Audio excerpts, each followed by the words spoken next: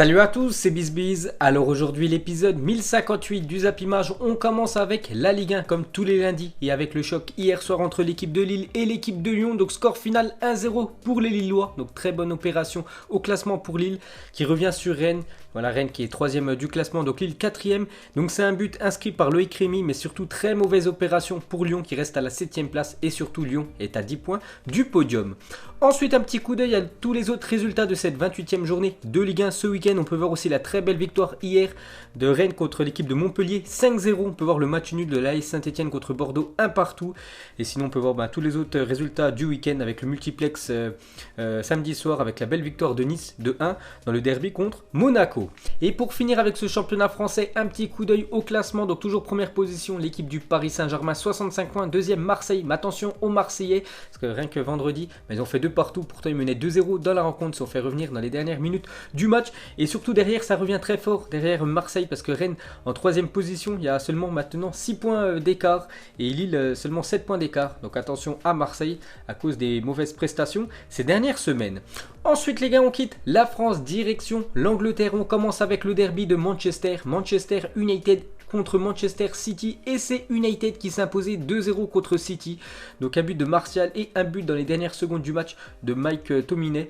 Donc très mauvais match aussi de la part du gardien de Manchester City, Ederson, qui a fait quand même une boulette sur le premier but et une relance en plein sur Mike Tominay pour le deuxième but de Manchester United. Donc United s'impose dans ce derby contre l'équipe de City. Donc au match aller, United s'était déjà imposé contre l'équipe de City. Donc 2-1 au match aller, 2-0 au match retour. Donc les Red Devils l'emportent aller et retour dans les derby pour la première fois depuis 2010. Donc voilà pour vous dire l'état de forme de Manchester United actuellement. Ça va plutôt bien pour l'équipe anglaise. Ensuite on revient sur Anthony Martial qui est en forme quand même ces dernières semaines. Donc Martial réalise une très bonne saison avec Manchester United. Donc en tout 34 matchs, toutes compétitions confondues, 16 buts, 5 passes D pour l'attaquant français. Donc des très bonnes stats actuellement pour Martial. Donc on continue avec lui. Donc il inscrit son 16e but de la saison. Donc il devient au passage le premier joueur de Manchester United à marquer aller et retour contre City depuis Cristiano Ronaldo en 2006-2007. Donc je vous propose une photo de Cristiano Ronaldo il y a quasiment 14 ans quand il jouait avec l'équipe de United. Lui aussi avait marqué contre l'équipe de City au match aller, au match retour, et Martial l'a fait 14 ans plus tard. Et pour finir avec l'attaquant français Anthony Martial, donc il peut vraiment prétendre pourquoi pas jouer le futur Euro s'il continue comme ça. Donc les derniers rassemblements de l'équipe de France, Deschamps ne le convoquait pas, mais là vraiment s'il continue comme ça avec des très bonnes stats, Deschamps pourrait l'appeler. Donc il a dit l'Euro, oui j'y pense, j'ai envie de faire l'Euro, on verra bien, je fais mon job. Donc il faut qu'il continue comme ça à marquer pas mal de buts lors de cette fin de saison avec United, et Deschamps l'appellera certainement pour l'Euro. Et pour finir les gars avec United, on va parler manager qui fait beaucoup de bien depuis son arrivée, c'est Bruno Fernandes qui est arrivé de l'équipe du Sporting Portugal il y a quelques semaines, donc avec Manchester United en Première Ligue. Donc il a fait 5 matchs, 3 buts et 2 passes D. Hier c'est lui qui a fait la magnifique passe D pour Anthony Martial pour le premier but contre l'équipe de Manchester City. Et c'était un coup franc, il a fait un petit piqué au-dessus du mur. Donc quelle recrue pour les Red Devils, il fait beaucoup de bien. Et quand Paul Pogba va revenir de sa blessure, donc les deux vont faire très mal avec cette équipe d'United. Et pour finir les gars sur cette rencontre, on va juste parler de Manchester City et surtout de Pep Guardiola a perdu 7 matchs de championnat en une seule et même saison pour la première fois de sa carrière en tant qu'entraîneur. Pour vous dire que cette saison côté Manchester City, c'est compliqué. Ensuite les gars, on va parler du leader Liverpool. Qui jouait contre Bournemouth ce week-end et victoire 2-1 de Liverpool. Encore une fois où ils étaient menés au score, ils ont renversé le match. Donc Salah et Mané ont été buteurs, donc Liverpool s'impose non sans mal face à Bournemouth. Donc une victoire de plus, et grâce à cette victoire, donc Liverpool s'approche de plus en plus à ce titre de Première Ligue. Donc on va parler de Mohamed Salah qui a disputé ce week-end son 100e match de Première Ligue avec Liverpool. Donc ses stats c'est quand même 100 matchs de PL, 70 buts, 24 passes décisives. Donc il est quasiment décisif à chaque match. Mohamed Salah, donc il est impliqué dans 94 buts, donc des très belles stats pour l'attaquant égyptien. Et pour finir avec lui, donc il est désormais le meilleur buteur étranger non anglais en Première Ligue pour Liverpool. Donc il dépasse Luis Suarez et Fernando Torres à la 3e position. Ensuite pour continuer avec Liverpool, donc ils ont encaissé quand même 9 buts lors des 5 derniers matchs, soit autant que lors des 21 matchs précédents. Pour vous dire voilà que Liverpool, c'est vrai que ça marque pas mal de buts, mais ces derniers temps ils en encaissent pas mal. Donc 9 buts lors des 5 derniers matchs, c'est autant que les 21 21 matchs précédents. Et pour finir avec cette équipe de Liverpool, donc 6 points, c'est ce qu'il manque à Liverpool pour être officiellement sacré champion d'Angleterre pour la première fois depuis 1990. Ça fait 30 ans qu'ils attendent ce trophée de champion d'Angleterre, l'équipe anglaise.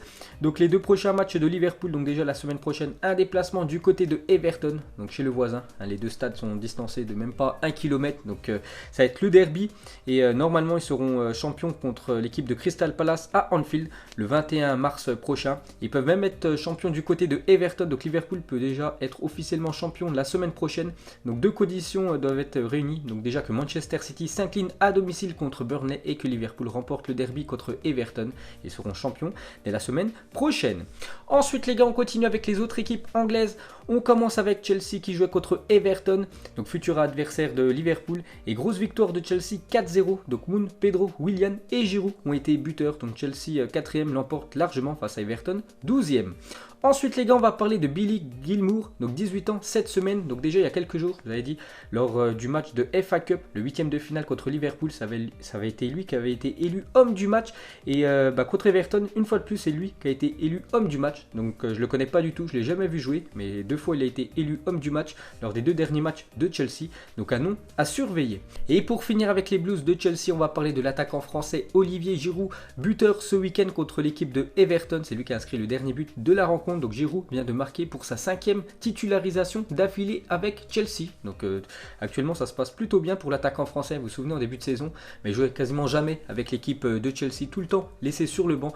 Et lors des 5 derniers matchs, à chaque fois il était titulaire. Donc bonne nouvelle pour lui et surtout pour l'équipe de France. Ensuite les gars, on va parler de Tottenham. Donc actuellement Tottenham c'est la crise totale. Donc il se déplaçait du côté de Burnley ce week-end et score final 1 partout. Heureusement que Dele Alli a égalisé sur penalty. Donc encore 2 points de perdu pour les Spurs. Donc la série compliquée de Tottenham, toute compétition confondue. Donc lors des 5 derniers matchs, c'est 0 victoire, 2 matchs nuls, 3 défaites pour l'équipe de José Mourinho, actuellement en crise. Il a fait une déclaration sur Tanguy Ndombele. Donc il était titulaire contre cette équipe de Burnley. Il est sorti à la mi-temps tellement qu'il était catastrophique Tanguy Ndombele. Donc José Mourinho lui a envoyé un petit pic. Donc il a dit: j'espère qu'il va utiliser chaque minute sur le terrain en ayant conscience de ce qu'est la Première Ligue pour s'améliorer. Je ne peux pas continuer à lui donner du temps de jeu parce que l'équipe passe avant tout. Donc voilà, je vous ai dit, il était titulaire, il est sorti à la mi-temps. Donc il a beaucoup de mal quand même avec cette équipe de Tottenham, Tanguy Ndombele. Pourtant, la saison dernière, il était très bon avec l'équipe de Lyon. Et pour finir avec les grosses équipes anglaises, on termine avec Arsenal qui joue contre West Ham et victoire des Gunners 1-0. Et c'est Alexandre Lacazette qui a marqué l'unique but de la rencontre. Donc Arsenal monte à la 9e position. Ensuite les gars, on quitte l'Angleterre, direction l'Espagne. On commence avec le FC Barcelone qui joue un match contre la Real Sociedad. C'était samedi après-midi et victoire du Barça, seulement 1-0. En plus un but inscrit sur penalty, victoire au bout. Donc c'est Messi qui a inscrit l'unique but de la rencontre. Donc 3 points de plus pour les Blaugrana. Donc Messi vient de marquer son 24e but de la saison avec le Barça. Donc encore une grosse saison pour l'Argentin. Donc le niveau de défi de ces deux-là est quand même complètement dingue. Donc Messi détrône Ronaldo dans l'histoire des championnats européens. Donc Messi a dépassé ce week-end Ronaldo et devient le meilleur buteur de l'histoire des 5 grands championnats européens. Donc Léo Messi, ses stats, c'est 474 matchs, 438 buts. Et Cristiano Ronaldo, 540 matchs et 437 buts. Donc Lionel Messi dépasse Cristiano Ronaldo de 1 but, vu que Messi a inscrit un but ce week-end. Avant ils étaient ex-aequo, donc Messi détrône Cristiano Ronaldo. Ensuite cette fois-ci on va parler du Real Madrid qui réalise la très mauvaise opération du week-end. Pourquoi? Parce que se sont inclinés hier soir du côté du Betis Séville, l'équipe de Nabil Fekir. En plus il a été très bon, l'ancien lyonnais. Donc 2-1, donc un but de Sidney, un but de Tello contre un but de Karim Benzema. Donc après s'être imposé face au Barça la semaine dernière, donc le Real Madrid laisse à nouveau la première place au FC Barcelone. Donc on revient sur Karim Benzema cette saison avec le Real Madrid, toute compétition confondue. Donc en tout 36 matchs, 19 buts, 9 passes D pour l'ancien joueur de l'Olympique lyonnais. Des très bonnes stats pour Karim Benzema. Et pour finir les gars sur cette rencontre, une déclaration de Zidane à la fin de la rencontre. Déçu, Zidane, il a dit: il nous a manqué de tout, c'est notre pire match de la saison, le responsable c'est moi, il n'y a pas à se rendre fou. beaucoup, mais on ne peut pas être satisfait de la prestation hier du côté du Betis. Donc très mauvaise opération quand même au classement pour le Real Madrid. Pourtant la semaine dernière, mais se sont imposés. Ils ont pris un point d'avance sur l'équipe du Barça. Mais maintenant le Barça reprend la tête de la Liga avec 2 points d'avance sur l'équipe du Real Madrid.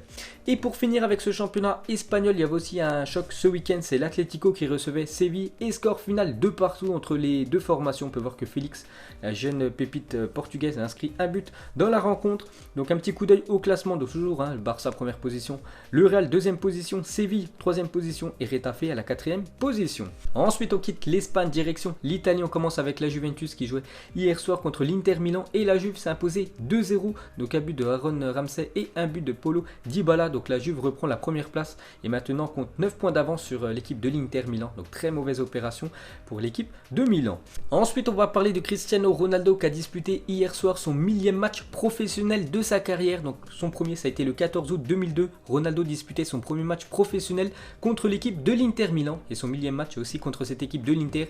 Donc en août 2002 c'était un Sporting Inter de Milan. J'ai regardé juste avant, il y a eu 0 partout. C'était un match de qualification pour la Ligue des Champions la saison suivante. C'était le 3e tour. Donc Ronaldo était rentré à la 58e minute de jeu. C'était son premier match professionnel et hier il a disputé son 1000e. Ensuite un petit coup d'œil, ses stats après 1000 matchs professionnels. Donc en tout 725 buts pour Cristiano Ronaldo, que ce soit avec le Portugal ou tous les clubs qu'il a joué, et quand même 31 trophées, des stats énormes. Et pour finir avec lui, donc c'est la première fois sur cette année 2020 qu'il dispute un match de Serie A sans marquer, Cristiano Ronaldo. Donc il a déjà fait un match sans marquer, c'était en Ligue des Champions, mais en Serie A en 2020 à chaque fois il a été buteur. Hier c'est le premier match où il n'a pas marqué en Serie A. Donc Cristiano Ronaldo met fin à son incroyable série de 11 matchs consécutifs de Serie A en étant buteur. Donc ils sont désormais 3 à se partager maintenant ce record. Donc Batistuta, Cagliarella l'année dernière et Cristiano Ronaldo en 2020. Ensuite on va parler de l'AC Milan qui jouait ce week-end contre l'équipe du Renoir et mauvais résultat pour l'AC Milan qui s'est incliné 2-1. Pourtant Zlatan a marqué un but dans la rencontre. Et pour finir avec ce championnat italien, un petit coup d'œil au classement. Donc toujours première position l'équipe de la Juventus, 1 point d'avance sur l'équipe de la Lazio. Et on peut voir que l'Inter, avec ses mauvais résultats ces dernières semaines, reste à cette 3e place, mais vraiment est décroché par rapport à la Lazio et par rapport à la Juve. Ensuite les gars on quitte l'Italie direction l'Allemagne. On commence avec le Bayern Munich qui joue contre Augsbourg et victoire 2-0 de Munich. Donc un but de Müller, un but de Goretzka. Donc le Bayern premier s'impose face à Augsbourg, 14e. Et pour finir avec le Bayern Munich qui célébrait le week-end dernier les 120 ans du club. C'est pour ça qu'ils avaient un maillot spécial. Il y a eu aussi un magnifique tifo du côté de l'Allianz Arena. Ensuite, on va parler du futur adversaire du Paris Saint-Germain en Ligue des Champions. C'est après-demain, c'est l'équipe de Dortmund qui va arriver à Paris avec le plein de confiance parce que Dortmund s'est imposé 2-1 du côté du Borussia Mönchengladbach ce week-end. Donc Hazard et Hakimi ont été buteurs, pas de but pour Erling Haaland.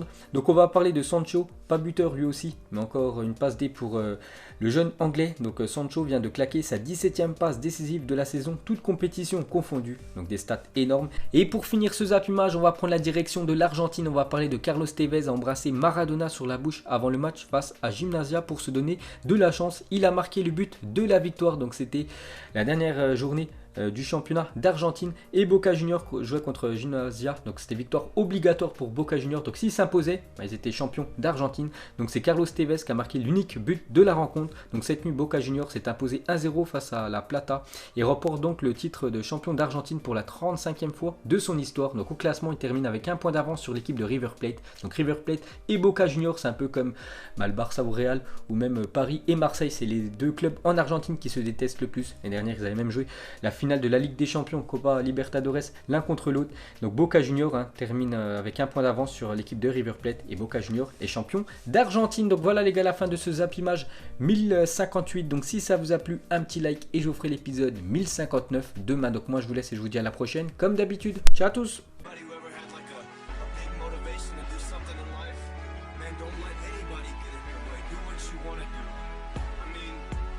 People laugh when I said I was gonna be a rapper. Look at me now.